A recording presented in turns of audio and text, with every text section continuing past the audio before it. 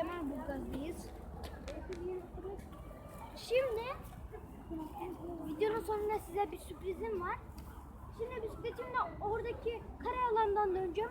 Ondan sonra sürprizi göstereceğim. Bay bay arkadaşlar.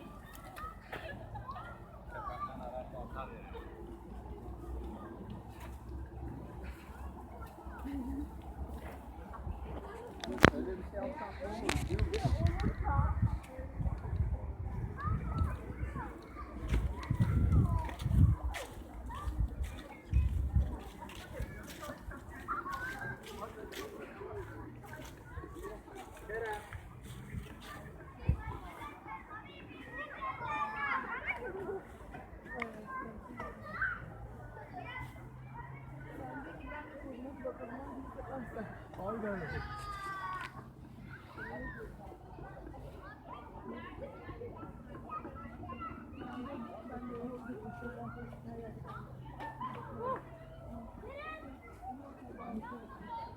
Yok.